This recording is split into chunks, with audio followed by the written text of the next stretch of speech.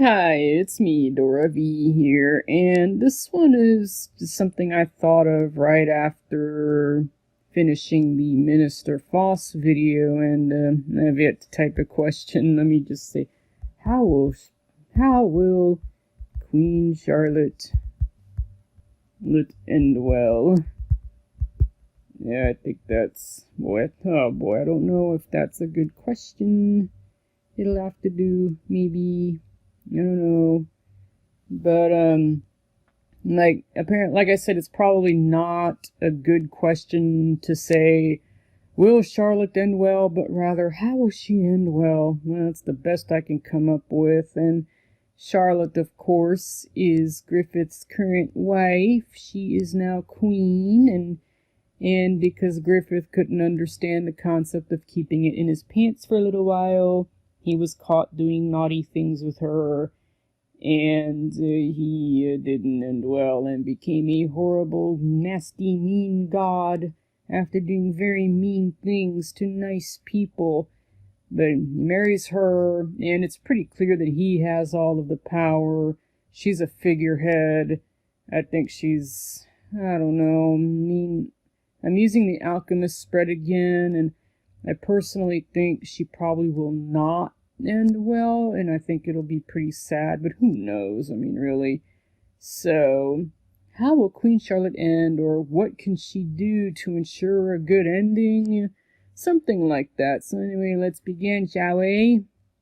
I was actually going to use the Mystic Mondays Tarot, but I found this is easier. I mean, I'll use it sometime in the future, but right now I just feel like this is just easier to do. So anyway, let's see. This one. Oh, it's the traditional one. That comes up really often. So 1, 2, 3, 4, 5, 6. This actually looks pretty nice. I mean, let's see the past. Oh, the star. Well, isn't that special? Yeah, this is actually a really good one. Like, so her past seemed like she had a pretty good life. Enlightenment, hope, renewal, success and fame, positive. Yeah, it's a very positive, and I think she had a pretty positive past, despite whatever trouble she had with that horrible queen. But yeah, I feel like for the most part, like, yeah, like she was a star, because I'm pretty certain she was the sole heir. So yeah, she had a bright future for sure, and if Griffith wasn't the way he was, I think that she still would. So, yeah, success, good fortune, wealth, power, and control, or at least she thought she'd have that. Yeah, why wouldn't she? And then here it's a card of hope. Oh, she had such a hopeful future. And let me see, if it's reversed though, then that sucks. Yeah, but I don't think this is reverse. So yeah, it's like good for her. Was it immortality and interior? What? Yeah, no. Like, I don't think so. The type of truth, glorious, and the great mother, and yeah, what a wonderful past. Yeehaw. Immediate future influences. G. Number 1. The Ace of Wands. Gee, I wonder who that is. It wouldn't be Griffith, would it? Nah. The new ideas, dreams, and ambitions require energy and passion to manifest them, bringing them to life and encouraging their growth by nurturing them along. Yeah, that is something Griffith is capable of, and yeah, he's definitely influencing her in a lot of ways. That's not to say that she doesn't have a mind of her own, because she does, but I feel like Griffith would be more capable of making things happen than she would be, and yeah, he's definitely influencing her to do those things. So that's definitely a really good influence. I mean, just if you forget that he's a member of the God Hand. But yeah, new beginnings. And yeah, Falconia is a new beginning, so really, this is a good one. This good one.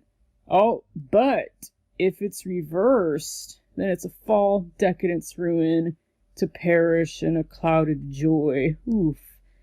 I don't think this one's reversed. This is where the Mystic Mondays has an advantage, where you can get cards in reversed. whereas this app you can't. So but I'm hoping it's not reversed, because if it is, that would suck, but honestly, that might just happen with Falconia. But that will be due to outside influences, like a certain someone with a big giant sword.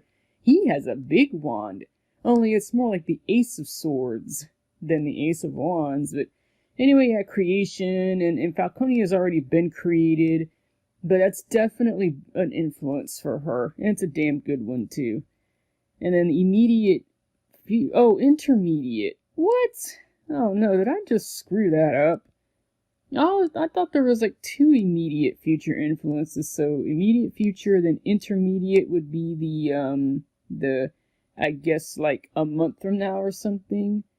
So okay, well let's oh geez, okay. Maybe I'm doing this wrong. What if I'm doing this wrong? I'm so sad.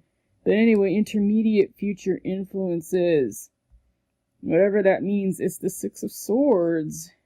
And yeah, it's a guy on a boat, and he has all these swords, there's someone on it, and he is rowing away. Hopefully those swords won't create holes in the boat and then they sink into the water and drown. That would suck.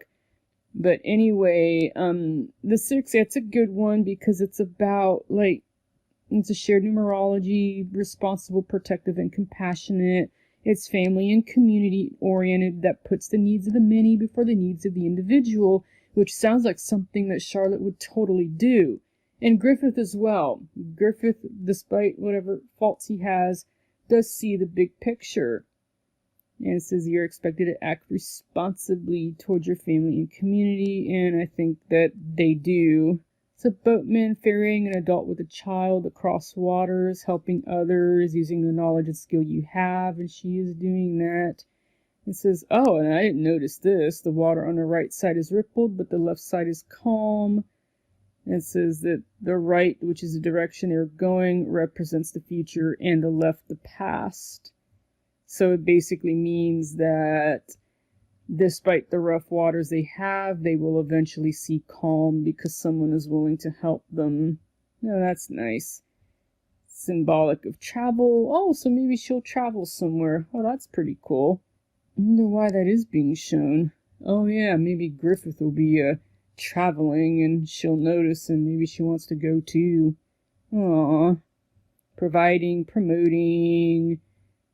Aww, that's a nice card. And then reversed is confession, publicity, a proposal of love. So even the reversed isn't too bad either. But what the hell is Griffith gonna confess besides nothing? Maybe, of course, is smooth, and yeah, smooth sailing here. That's a pretty good intermediate future. Damn. And then see the present. Oh, it's the moon. Oh, yeah, because you see, I peeked at the latest issue, and yeah, I know the full moon was definitely there, and Griffith is on the windowsill. He is naked boy, but you can kind of see his hair turning dark, and it looks like he's gonna let the boy take over. Either that or the boy somehow makes an appearance, whatever. I still haven't figured that theory out. But like he either, because I always thought that the moon boy like appears at the full moon, but he's not necessarily inside of Griffith, they're just separate, but whatever. But if the Moonlight Boy is Griffith, which is the most popular theory, then yeah, well here you are, this is the present, the moon, and Griffith will become the boy, and he will go pay a visit to Guts. And it's actually, this is a very pretty card. You got 2 wolves howling at the moon, that would be Guts and Casca. And then under it, though, there's a mean, nasty scorpion. And sometimes you're so busy looking up at the moon that you're forgetting other possible threats. And then there are these pillars. What are those pillars? What could that possibly mean? So I'm thinking that Guts and Casca are going to be very focused on the moon boy. And they do an oops. Maybe that scorpion is Charlotte, but I seriously doubt it. But, yeah, right now, like, yeah, she's sleeping under the full moon. But maybe she's so busy looking at that she may be forgetting some other threats, and maybe Guts is that threat. Maybe Casca, someone else. But yeah, it could be. Yeah, there's definitely some threats for sure. But it's also like a form of enlightenment. Let's see. It's a card of illusion, confusion, false lust, cycles, imagination, spheres, and the subconscious. So the light of the moon is a false light, a reflected light, a light that is never the same from night to night. In the light of the moon, the world appears differently, and our ancient instinct is to fear the night and what prowls in the darkness. The moon can be a useful time marker in the tarot. Well, it certainly is now. Events indicated by surrounding cards may come to pass around the full moon. What Guts is gonna... Yeah, there's Guts and Casca. And then there's a scorpion. I wonder who that scorpion is. Serpico? I don't know. But yeah, that's what's going on right now in Berserk, is that full moon. It's out. It's just that in Elfhelm there's a time difference, so who knows what it's gonna mean. But it represents the imagination. The path between the towers is the issue into the unknown. The dog and wolf are the fears of the natural mind and the presence of that place of exit where there is only reflected light to guide it. So on one hand it's illuminating, but on the other hand it's very concealing. And that's, let's see, peace be still, and it may be that there shall come a calm upon the animal nature, while the abyss beneath shall cease from giving up a form. Gee, wonder what that abyss is. Wouldn't be the vortex of souls, would it? Yeah, so there's like a lot going on that's beyond the temporal plane, and people aren't aware of it. Griffith is, Guts is, Casca is, but a lot of other people aren't. So Charlotte's peaceful, she thinks everything is fine, but it's not fine, and it will be illuminated. But right now, she thinks everything's great. She's sleeping under the light of the moon and has no idea what Griffith is actually doing. So let's see. Here is the, I'll say long-term future influences. It's, oh, the lovers. This one's long-term. Unless they're a really good one. And the long-term is this, you know, she's still going to be together with Griffith. But it could also be like Guts and Casca, where she sees that those two are like they really care about each other at the very least. And maybe Charlotte will realize that she's not so lucky. I don't know, but this one's like a long-term future influence. And it says that the lovers will often appear as a reminder to appreciate what you have and protect it from unwise choices and temptations. Yeah. But yeah, it's like a very abundant, happy card. So, but my guess is that because it is a future influence, like she's gonna see that with another couple, and whether or not, I can't see it being a bad influence, but if it's reversed, then, oh, I guess it could be like a reminder of what, she wonders if she actually has that. But if it's a good influence, then I think she'll be fine with it. Yeah, some say it's a mystery, but I don't think it's much of a mystery. It just means like it's a really good relationship card. And yeah, you have a gift, and the sun will always rise again tomorrow. Oh, isn't that special? It says, nothing good ever lasts and should be treasured and appreciated when received, each day taken as a gift. Oh, well, hopefully, Charlotte will be doing that, because I think, like, her relationship with Griffith, I don't know, it might not last. Gee, I wonder why. But yeah, this is a future influence, so my guess is that it's Guts and Casca, and she's influenced by them somehow. I don't know what, though, we'll see. And as for her actual future, it looks like some coins, so that looks good. The 10 of Pentacles. Ooh, this is a really good one. Yeah, I think she'll have a good future. Look at that. Look at those coins. And there's these people. It's raining coins. Hallelujah. Unless it's reversed, in which case she'd be kind of fucked. But it's a group of people enjoying success. Yay. It's symbolizes inheritance, legacy, and family wealth. So maybe she'll get a happy ending. Or Falconia will. So yay. Yeah, 2 adults and children can be seen. We're being shown 3 generations of a family to emphasize that this wealth is collective across many cycles of seasons and years. So yeah, I think she'll be just fine. Unless it's a reverse, in which case that's not good. A chance, oh boy, yeah.